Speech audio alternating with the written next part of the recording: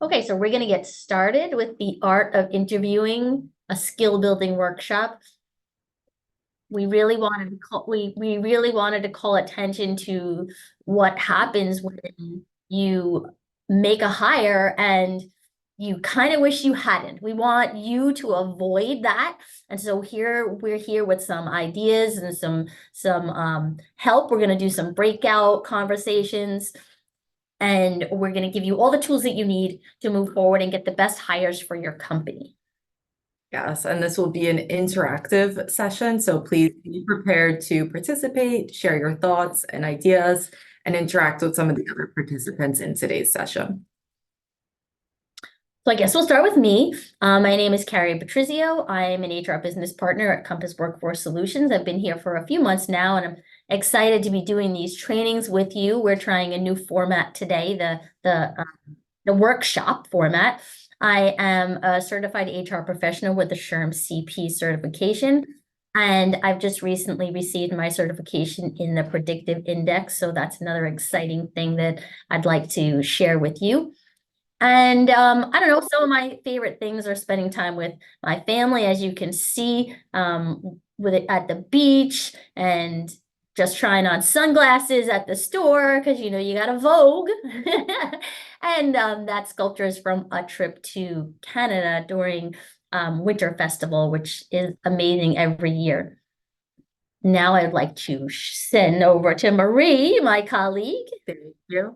So my name is Marie Mareno. I'm an HR generalist here at Compass Workforce Solutions. I've been here for a little bit over 2 years. I'm also certified in the predictive index. So I know a lot of people joining do utilize the predictive index. It's a behavioral based tool. And we'll kind of talk about it a little bit during our session today and how it can help you identify top candidates. I am also a certified HR professional through the Society of Human Resource Management. And I also give back by facilitating the certification courses, which basically means that I'm supporting other HR professionals by teaching them about HR practices. As you can see a little bit about me, I have my dog Harrison there on the screen. He is my number one. I'm an animal lover. And then I also love going to Disney. So when I'm not solving complex HR issues and interviewing candidates, I like to kind of unwind and be what we call a Disney adult. All right. So we have a poll that we'd like everyone to participate in. So the first question we want to hear from everyone is, have you ever hired someone that you would never hire again? And you can either use that QR code in the top left corner, or you can go to slido.com and enter that number to share your response. I wonder what we're going to see as a response, Marie. What do you think? Oh, they're rolling in. Yes. Yep. Yes. Oh. Yes.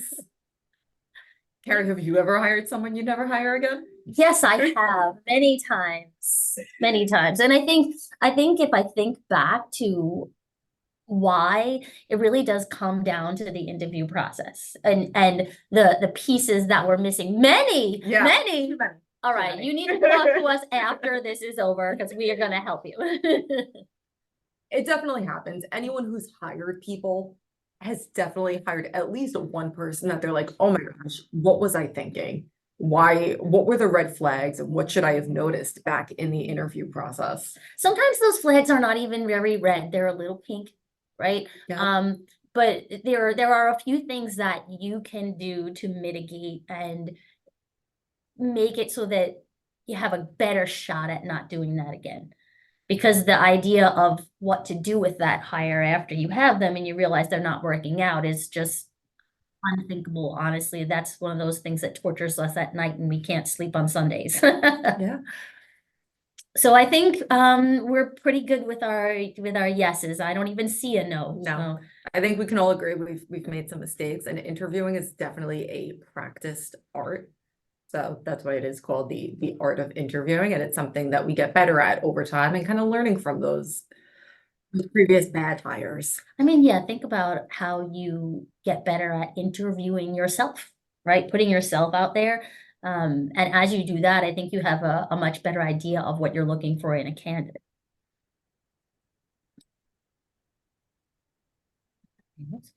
Okay, so a bad hire can cost the company up to 30% of their first year's salary. Think about that, because sometimes we use outside agencies, right, to send us these applicants, and you know what we need to pay them, right? Not only that, but all the manpower that's involved in bringing on that hire, training them, and all of the things that go into that. So effective hiring here is key to the process of bringing on a hire that is going to fit into your company, be productive, and a good culture fit as well. Yeah. And that bad hire can go beyond just your financial cost. So think about who else is impacted by that poor hire. What happens to your team culture? What happens to your work product? Is it suffering? And then you have to make those expenses all over again when you look for their replacement. Absolutely. And you may lose good hires in the process because they feel put upon to take on the work that the new hire can't complete. Right, exactly. So then we're looking at Shoot. burnout. Yeah. So this is going to be an interactive session focused on enhancing the interview and the selection skills and strategies. So we have legal and ethical considerations, understanding the legal aspects of interviewing, ensuring compliance with employment laws, and promoting fair and unbiased hiring practices. Folks, that's huge. We want to understand effective interview techniques, discussing various interview formats and strategies to conduct a thorough and effective candidate assessment. And then we'll be questioning and active listening. So this is the part where you guys get to run the show. You're going to tell us what you think, and we're going to talk about enhanced questioning techniques, active listening skills, enabling interviewers to gather comprehensive information about candidates, and really make that informed hiring decision that you're looking for, so that the answer to the question next time is going to be no. You have not hired anyone that you're sorry you hired and you wouldn't hire again. So, how to avoid another bad hire. Once you prepare, assess, and act. We often don't do this, I think, and especially the assess part. So what we want to do is prepare. We want to develop two sets of skills. One prerequisite, right? What do we need that applicant to have? And the other to be trained, right? So in order for us to train this employee adequately, we need to know that this employee or this potential hire has what they need to fit into the next level of training. We want to have a clear understanding how the prerequisites are going to prepare that candidate for that training and what's essential for them to have, as I said, and be sure to communicate it in the process to those people who will be interviewing. One of the sort of tips that I think Marie and I talked about when we were preparing this was not to be fooled by the length of experience. Tenure doesn't necessarily mean skill or a good fit for you. When you see a resume, you say, oh, 20 years they've been in this. Be sure that your questions assess the skill level needed for the role, because 20 years in a job does not mean that they were the star employee or that they know how to do anything. You don't know anything about the company that they worked for, although sometimes I guess you do. And then you're going to want to think about what went wrong with the last hire. What can you avoid happening this time? Maybe you had too many people in the interview process. Maybe you didn't have a good line of questioning. Right? Who in your office is a successful hire? Look at that. What are the qualities and skills there that you want to see in the new hire? And finally, act. Be prepared to make a competitive offer quickly so that you don't lose the right candidate. Okay. And then so when we're developing this interview process, again, we want to be prepared. We want to think about the assessments that we'll be using. Think about the questions that we're going to be asking. We're going to talk about that. And then we want to make sure that we thoroughly review their resume and any accompanying information to make sure that we have a good grasp on who this person is before they're sitting in front of us, holding their hands in front of them, trying not to look nervous. We want to make the candidate feel comfortable while we're conducting the interview. And we really want to think about the 80-20 rule. And I know we've heard this in other areas, but in the interview process is important, right? So who should be talking 80% of the time? Who should be talking 20% of the time? You're right. The candidate should be talking 80% of the time. They should be selling themselves to you. But the 20% of the time that you're speaking to them you should be asking well thought out, meaningful questions to the process. Assessments that you use when we're preparing should be job relevant. Okay, Indeed has a platform where you can incorporate assessments within the platform. You could present a prepared presentation given prior, so the applicant needs to bring that with them. Or you could ask them to solve a problem related to the role that you're hiring for. Or available are third-party assessments as well. I've taken those in job interviews, right? I bet Yeah, you have, right? definitely. Web-based, Excel, QuickBooks, on-site, you sit in front of a computer for 10 minutes and you answer as many questions as you possibly can on Excel and wish you knew more about pivot tables. But then you're gonna wrap up and you're gonna make sure that you thank the candidate and follow up. I don't think we can say that enough. No, Follow not. up. Regardless of whether you're moving forward with the candidate or not, you still want to follow up with them and in a timely manner. Because even if you decide that you're not moving forward with that person for that role, they might share that feedback with their friends, their colleagues, and other people. So you always want to position yourself as an employer of choice and make sure that you're building a strong reputation. And you may find another role that fits that person better. Exactly. Because maybe they didn't have the qualifications for that role. They may have something for another. And if you haven't followed up appropriately with that candidate, they may not be interested in your offer. Exactly. And then I think the other thing to really just keep in mind is that a lot of candidates are interviewing the company just as much as you're interviewing them. So you want to make a positive impression by showing that you're prepared. You're not spending the entire interview talking about yourself or your company, and you're allowing the candidate to feel comfortable and share their experience. Makes them feel like this could be a good fit for them. Yeah, I've had that interview where the interviewer basically told me everything about the company and didn't ask me anything at all. And I left thinking, do they want to know anything about me? Yeah, definitely. All right, so we'd like to hear from everyone again regarding your typical interview process. How many interviews does a candidate typically have before you make a hire? So how many people do they meet with?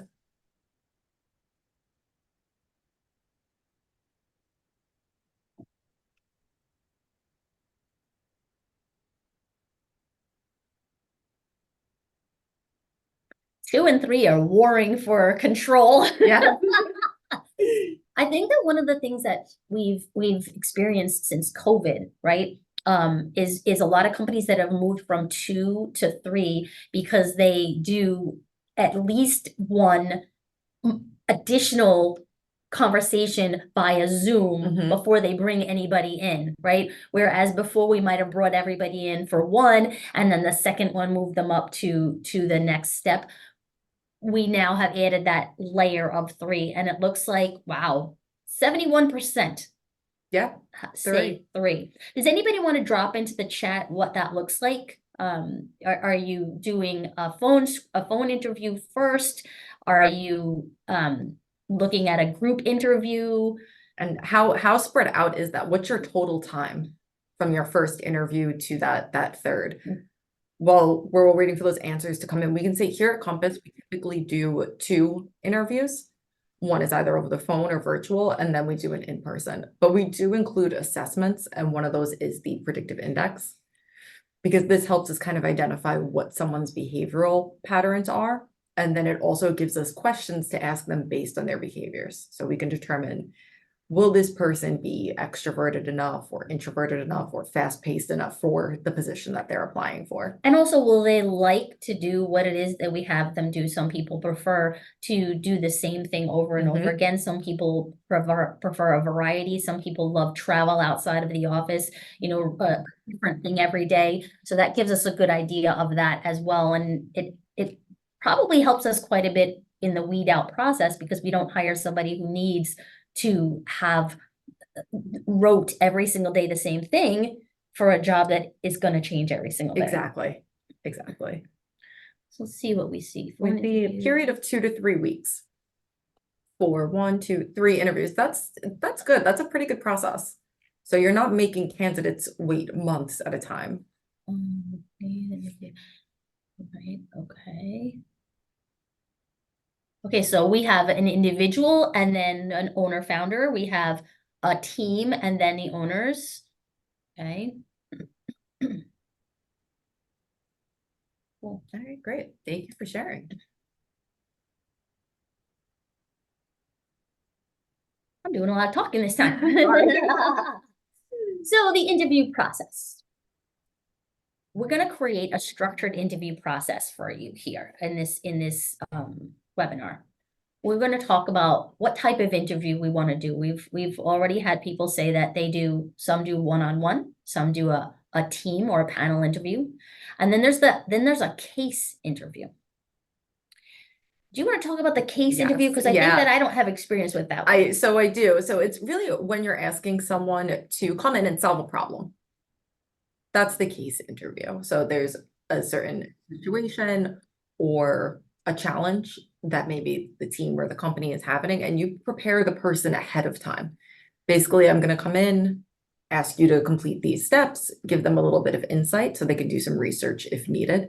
You always want to make sure that your candidate is prepared. So it's more of a hands-on interview process. So something by another name, right? Because I have advocated, and I think some of the people I've worked with are on the line today. I have always advocated for a team to think about utilizing this with a candidate, because nothing tells you about a candidate's problem solving skills as well as comfort level with what you're going to be asking them to do, other than asking them to do something. There's nothing wrong with that, and I think that some of us tend to think that it's not a good idea. It's a great idea. Put it to the applicant right away and let them get an idea of, one, what they will be expected to do, and two, whether you think they could do it.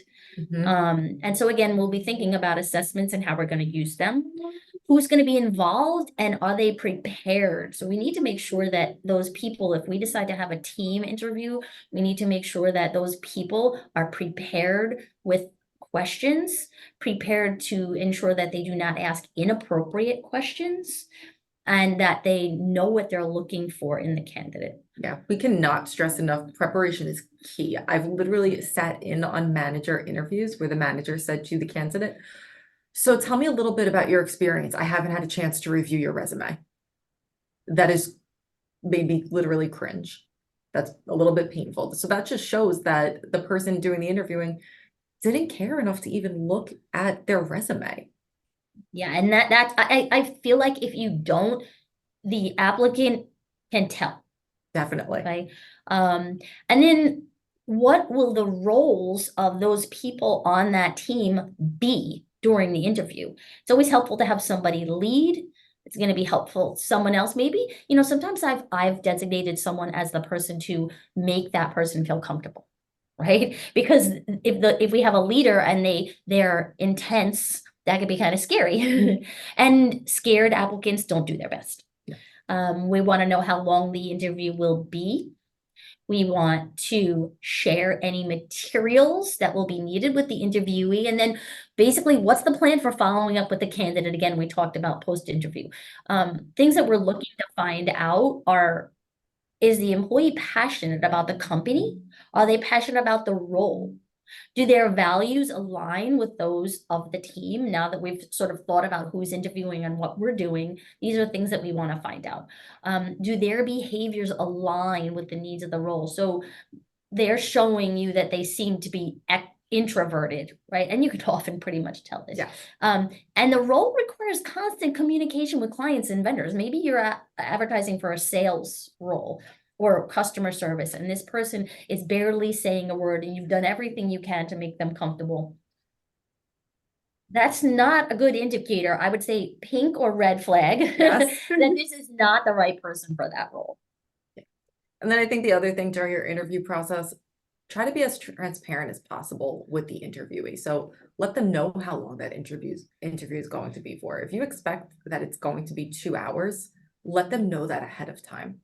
And try not to schedule it during lunch, because we've had that happen. I always talk to our recruiters and I said, hey, listen, don't schedule something from 11 o'clock to 3 o'clock. That's not fair to No. them, and it's not fair to the interview team either. Definitely not. And then at the end of the interview, let the candidate know what the plan is for following up with them. It doesn't necessarily need to be that you're going to provide them an answer if they're moving forward or not, but at least a plan to check in with them and provide them some sort of update. So again, I think that the recap of this is we want you to be prepared. We want a structured interview process. The more structured the process, the easier it is to avoid mishaps in a situation where part of the process is left out.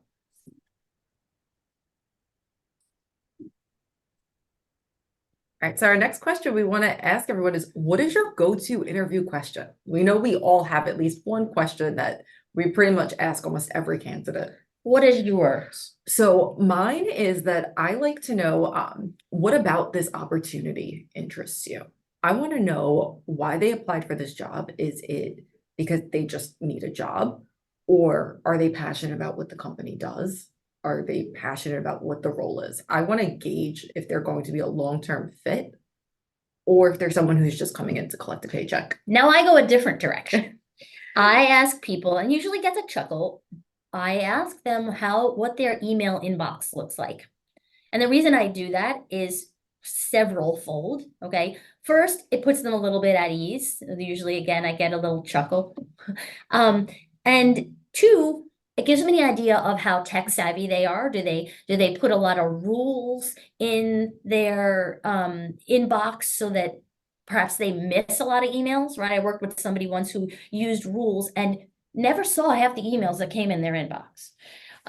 It gives me an idea of how organized they are. I've had applicants tell me that I create folders, and one of the folders is review. And every day at the end of the day, I go through that folder and I review those folders. I have another folder to solve tomorrow. So again, I get an idea of what that looks like. And I also get an idea of how long it's good for that applicant in their head before they answer an email or communicate with the person.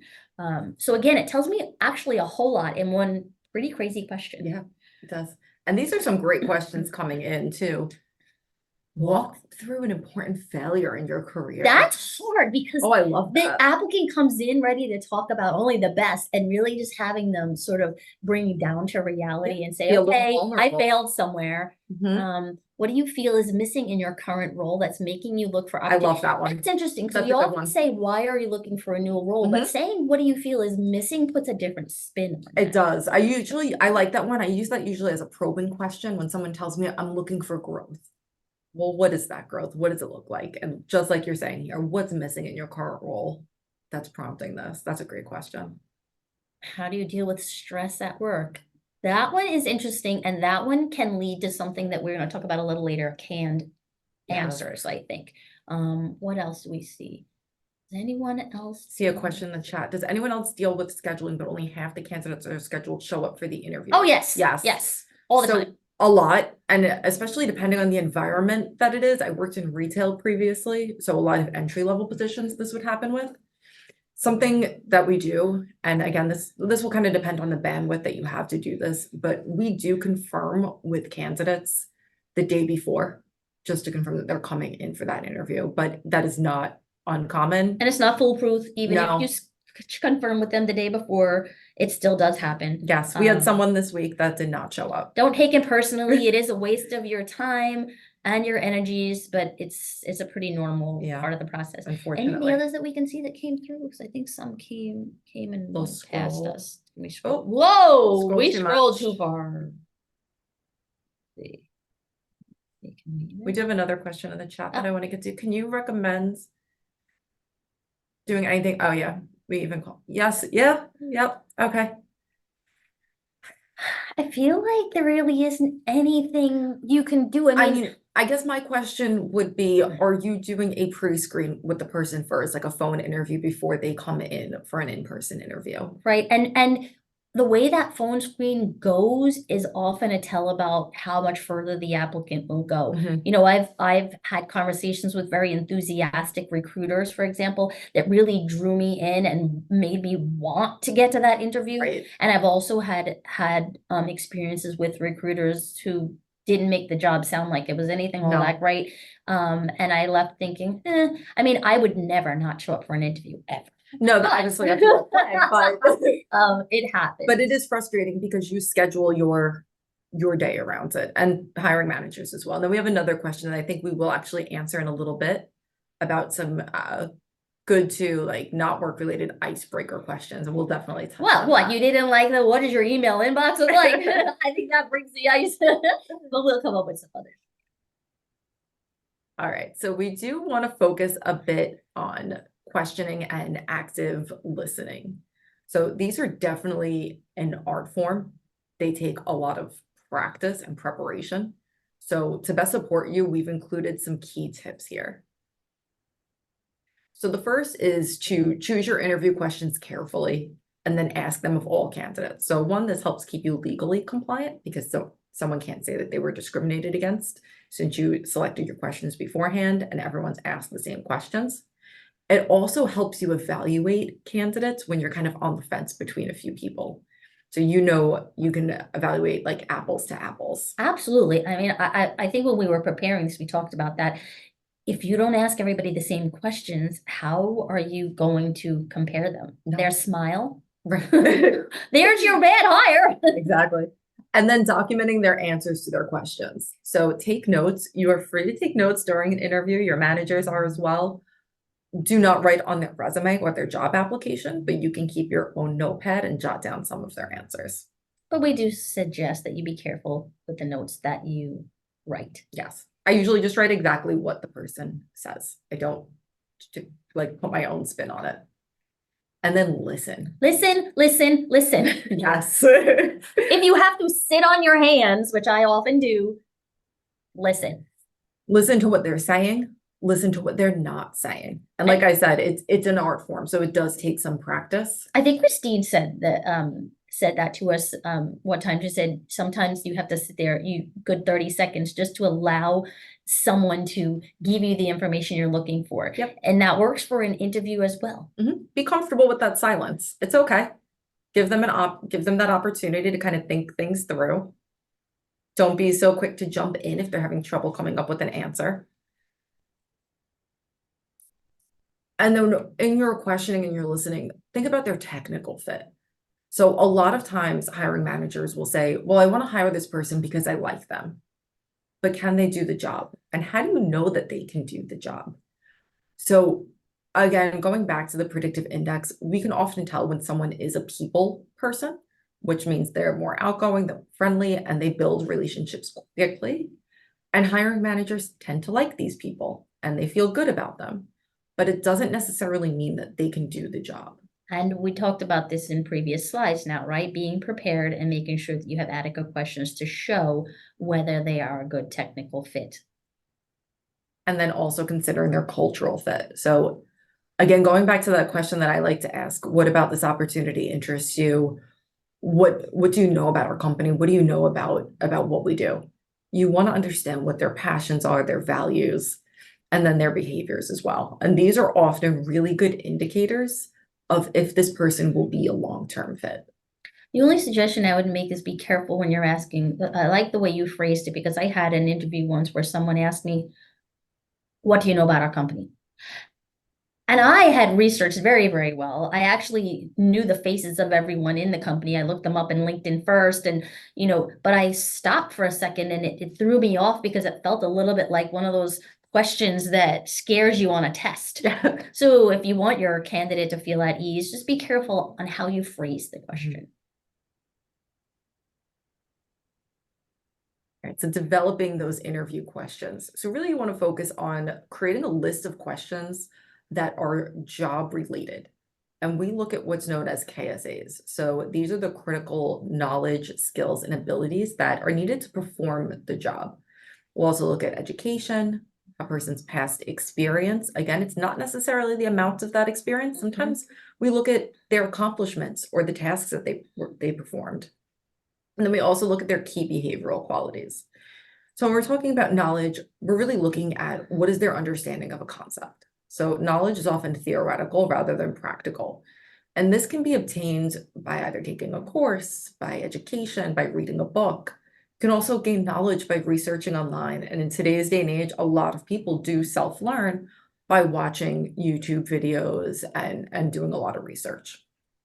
Just keep in mind that someone necessarily having the knowledge to do something doesn't mean that they can do it. So even if they understand the steps and what should happen, you want to confirm through your questioning that they're actually capable of doing this. Another reason to take advantage of an assessment of some kind. Definitely. And then we also look at the skills. So these are the capabilities or the person's proficiencies that are developed through either training or hands-on experience. So this is really the practical application of that knowledge. These are more of like your learned behaviors that can be developed and improved over time, just like your interview skills. And then lastly, the abilities. So these are a person's innate traits or talents that they bring to your company, to the task, to the situation. They can be improved also, and they can also be refined. But underlying abilities must exist for skills to be developed. If you're taking someone who is by nature reserved and introspective, and they're not a strong communicator, it's going to be very difficult for them to develop that ability to be a strong salesperson and have that constant communication. Or someone who's extroverted and asking them to do a job where they'll never see another person for the remainder of the day. That is going to cause you to be looking to fill that position pretty quickly. Definitely.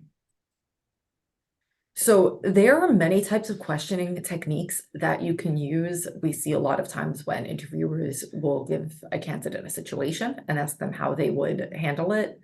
They'll give them a hypothetical and asking them how they would do that. You can also ask questions and should ask questions to verify a candidate's employment, their education, and any credentials. But for today's session, we're really going to focus on using behavioral questions. So these are typically questions where you're asking a candidate to share a specific example of how they handled a previous situation. And we use these based on the premise that a person's past behavior is indicative of their future performance. Their answers often reveal how the candidate behaved in certain situations, how maybe they collaborate on a team, how they lead others, and how they interact with clients. And it allows you to assess the applicant's role-specific competencies. So there's their KSAs.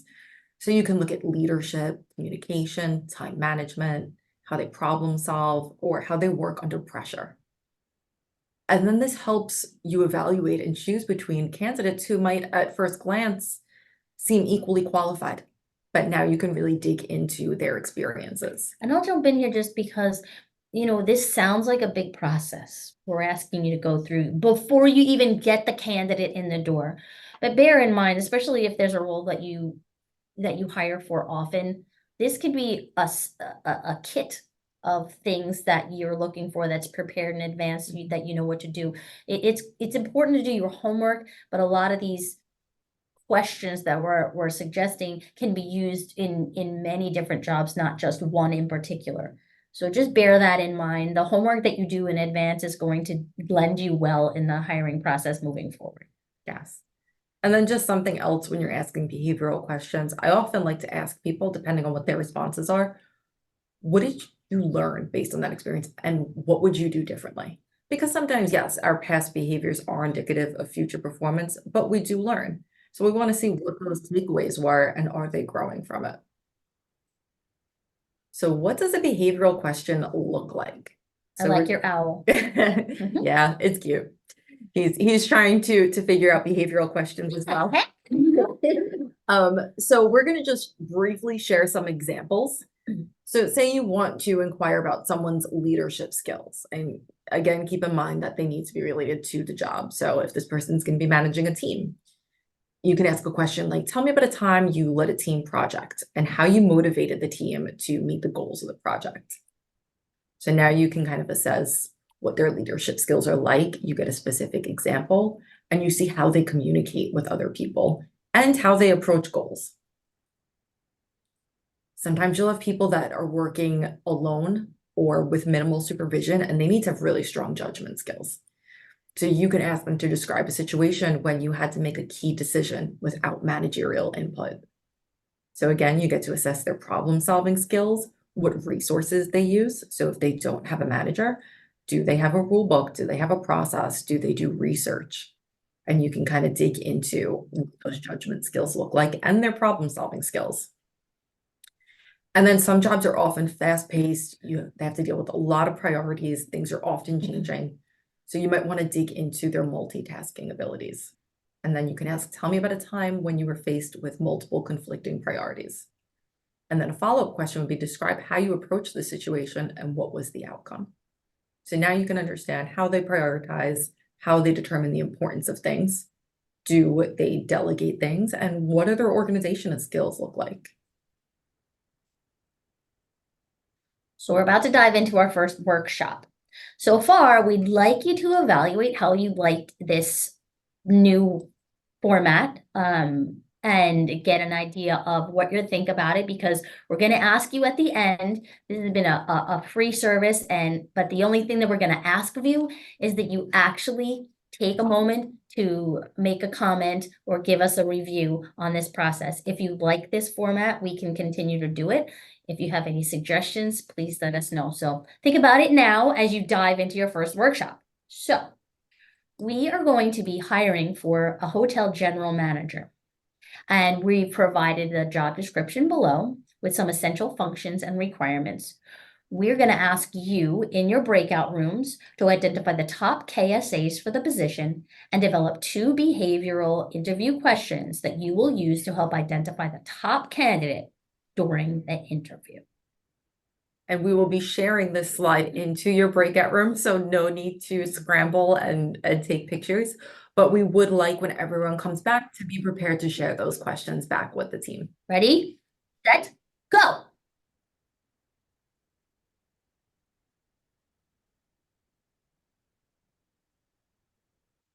All right, welcome back. So I think we have most people back from their breakout rooms. We saw that there was definitely some activity going on. We did see some that showed people not joined. So just as a note, please note that you do need to join once you've been assigned to the room. You need to hit the join function so that you can be part of the room. I won't just thrust you in there, like it or not. So I guess in the chat, should we have people share their actually, do we want to Yeah, if everyone can drop the questions that they came up with in the chat, that would be great. And then we're going to come back to those. No, okay. All right. So while you're doing that, we'll talk about assessing the responses that we get to questions that we ask. So key again is to allow the applicant time to think.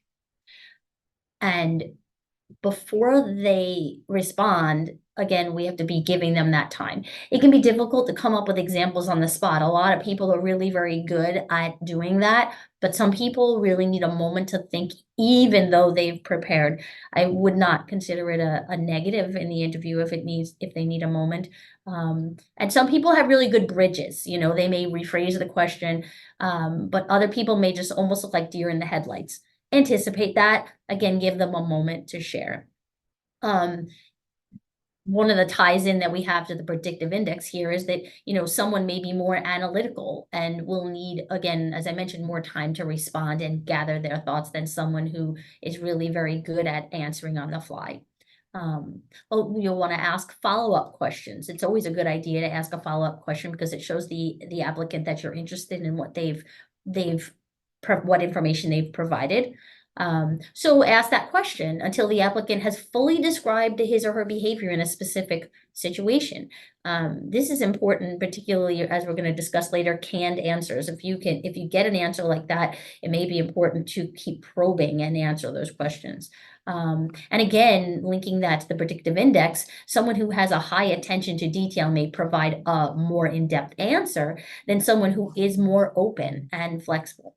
So consider their work experience after that, right? When interviewing a recent graduate or a candidate with little professional experience, for example, they may not have an example from a work situation, and that's just fine. You're going to want to give them an opportunity to use an example from a non-professional environment like school, a work group, athletic team, volunteer work, or even if that's not available, provide you what they would do.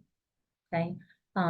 Watch for red flags. I've mentioned canned answers a number of times. There are loads of services out there giving you the answers to every possible interview question. If you Google it, you'll see so many opportunities to tell you exactly how to answer those questions that we all thought were well thought out ones that we're going to really get to the meat of the situation.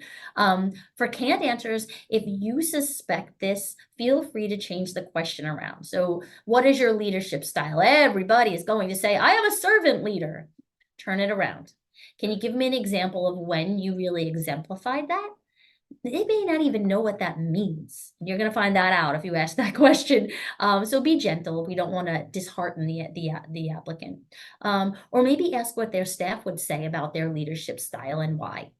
Pay attention to how the candidate handles the change in direction. That's an important thing that can tell you information about the applicant. And then it's also hypothetical rather than real life examples. If you're looking for somebody who has a number of years of experience in like the general manager we're talking about, they should have more than hypothetical answers. So you're probing for someone to be able to give you an answer that is real life. Okay. Take a few minutes, allow them a second to provide that. So let's take a look at the chat and see what kinds of questions we have in there. We saw some great ones come in. I was taking a peek while you were speaking, but have you managed a budget previously? If so, how large was the budget? How did you respond when the team or operations came in over budget or under budget? That is a great question. Given us an example from a past position where you were tasked with managing and developing a team. What tools did you utilize for this development, and what did this development look like at the end of the process? I like that. What did it look like at the end? That's awesome, because We're it's like, what did you learn, right? Exactly. Yeah. What did you achieve? We discussed that at some point, every hotel may be less profitable or not profitable, definitely. Please tell me about a time you had to present this to the ownership. How did you go about this, and what was the result? That's a really good That's a great question. We asked something similar. We were talking about it, yeah. Yeah. How did they deliver bad news?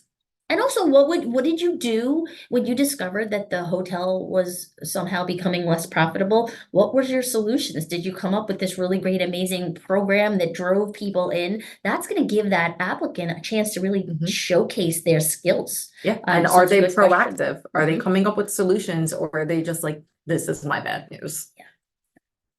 Those are great. Looks like everyone did a really great job with those. So we came up with a couple questions of our own, and in the interest of time, we'll just briefly share them with everyone. So the first question we came up with was, tell me about a time you supported an employee in their growth and development. And the follow-up question would be, how did you support them, and what were they able to achieve? And then the second question, tell us about a time that you uncovered a business opportunity. So how was it uncovered? What steps did you take to improve upon that opportunity? And what were the results? And we saw that this position needs to be able to analyze some reports. So we want to understand, are they using data to identify these opportunities? Who uncovered it? Was it them? Was it a member of their management team? Or was it a supervisor or ownership that actually ended up uncovering the problem? And then were they proactive with it? How did they improve on that opportunity? What action did they take? And what were they able to achieve with that?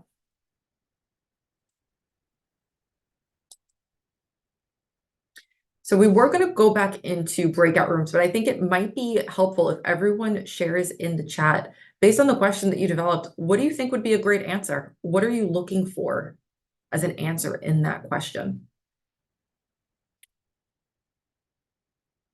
If you're not sure, you could provide perhaps a sample answer to a question like, tell me about a time that you were asked to do something outside of your job description. That's going to speak to adaptability, right? What are some challenges that you experienced when starting a new job? Gives an idea of how self-aware the applicant is. If you prefer to give me an answer to one of those questions, that's great. What about cultural fit? What management style do you work best with? Also, do you prefer to work by yourself, with a partner, or a team? Some other questions you might think about for cultural fit are, what about this role appeals to you the most? Share some details about a time you practiced internal customer service and helped a member of your team succeed. Let's see, is there anything in the chat? Oh, Yeah, there's we're one starting. thing. Takes a little bit. We have to give a little time. I know, typing. Please tell me about a time when you had to conduct a meeting for several executive roles and prioritize your daily schedule. Good. Another good question. So based on the questions that you came up with, what are you trying to assess? What are you looking at? What were those KSAs that you came up with? You can even drop that in the chat.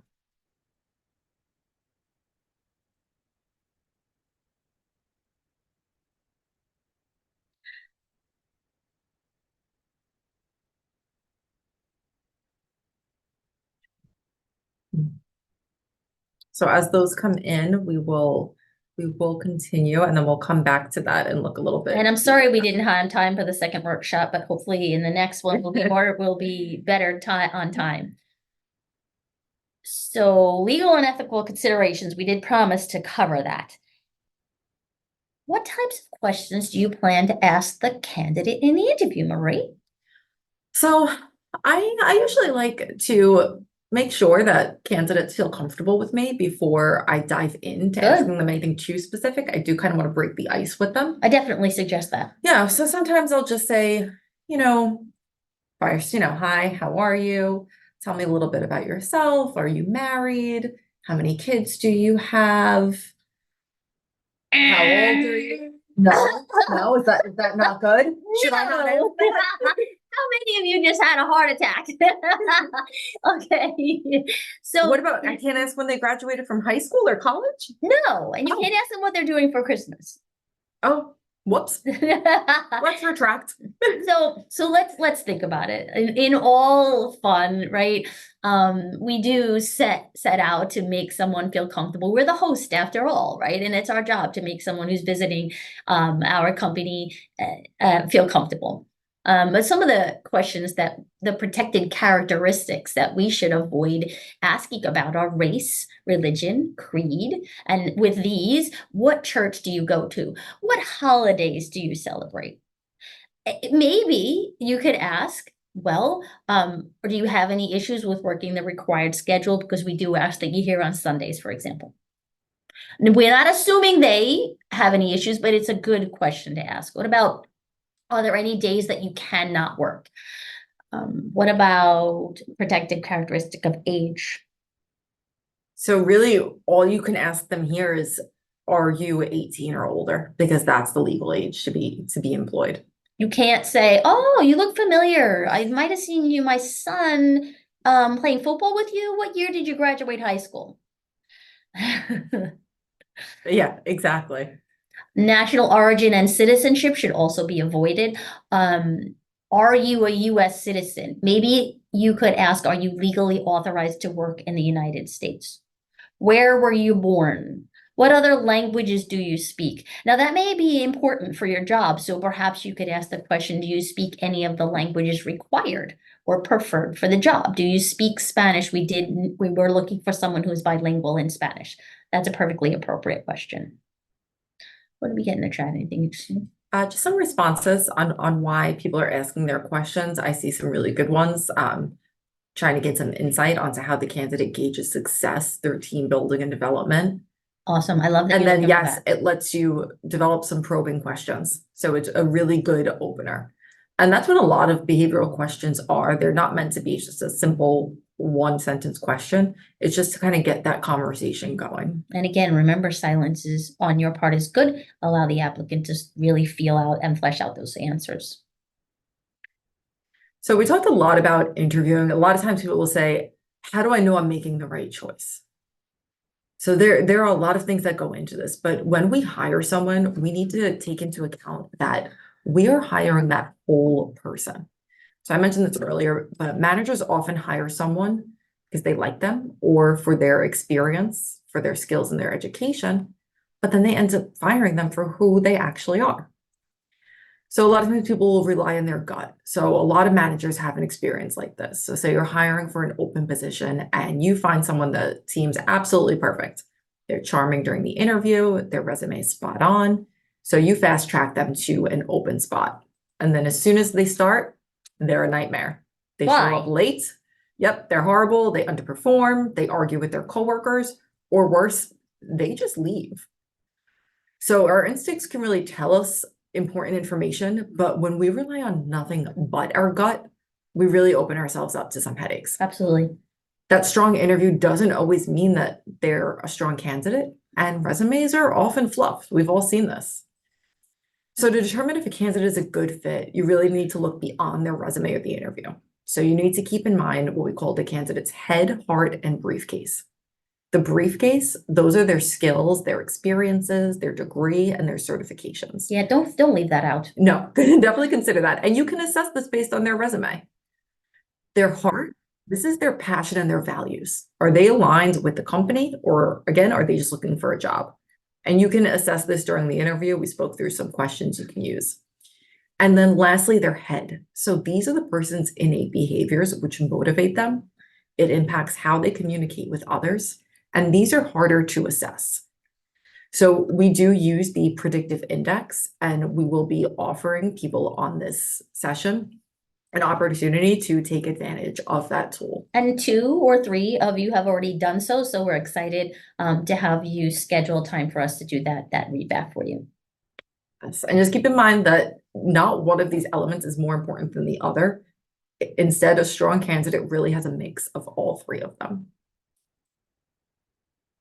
So we want to thank you very much for participating in this session. We've asked a lot of you, typing wise, and we hope that you got something out of the breakout rooms and some of the things that we've shared. We, again, as we mentioned earlier, do ask that you scan the QR code on your screen and provide us some information on how you felt about this subject, as well as the format that it took. We do have a question that came up. Yeah, so someone asked, what is the predictive index? So it's an assessment. It's a behavioral-based assessment, and we use that to determine what a candidate or an employee's strongest behaviors are. This tells us what drives them, how they communicate, and what they need from their supervisor to be successful in their position. Thank you, Richard. We appreciate your accolades. Yes. Scan that code and put it in writing. Yes, and please feel free to share some feedback with us also in the chat if there are other topics that you'd like to hear us discuss in upcoming webinars. We're always open to suggestions. We will be tackling onboarding because we thought the first thing was hiring, the next was onboarding. And we'll be tackling that on Thursday, January 18th at noon. And again, we're kind of thinking of the same type of format. So if you do like it, please let us know. And everyone will receive a copy of the full recording of today's session. I know some people had to jump off. So just looking forward, we are committed to supporting your success. As Carrie mentioned, we do these webinars as a free courtesy. And we did speak a lot about the PI, the predictive index, and how it can support you. So we are offering to the first 5 people who put their first and last name in the chat, the opportunity for us to help you quickly create a job target in the PI platform. So this means that we would help you identify what are the key behaviors that you're looking for in a role that you're trying to fill. And then we'll also support you by comparing 3 of your top candidates to that behavioral profile. So yeah, think of a job that you might be having trouble hiring. This would be a perfect service for that. And then we'll also provide you with a list of interview questions that you can ask that person to determine, can they align with the behavioral needs of the role? And we use this internally, we use this with a lot of our clients, and we find that it's extremely, extremely valuable. Let's see, okay.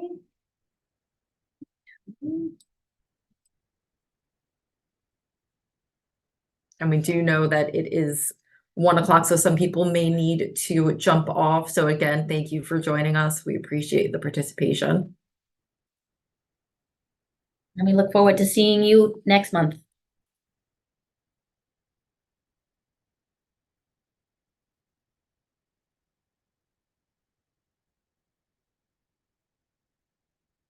You're welcome, Dina. Is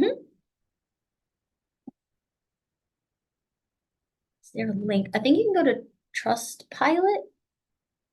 I can send the link. Okay, we'll put the link in the chat, so hang in there if you can. Thanks, Alan. Hold tight, Nichelle, we're putting it in.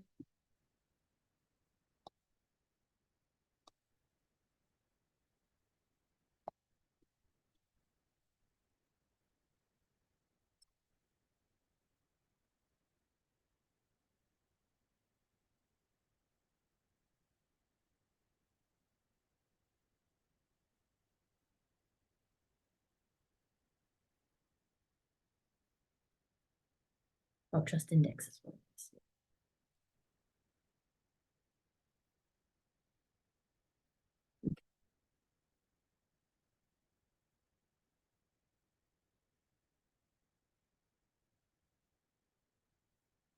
So if you go directly to our website, you can scroll right down and you'll see the opportunity to leave a review. And we thank you in advance for that. Yeah, it's much appreciated. It also helps us as we plan for upcoming webinars. And it feeds our ego a little bit.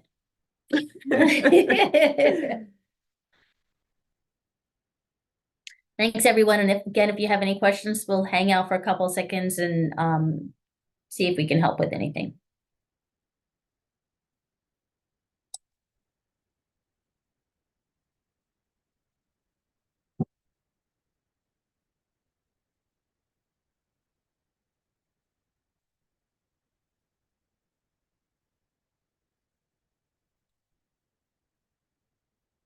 We see trust pilot. I don't know why. Ah, there we go. If you don't want to scroll to the bottom, that link will take you right there.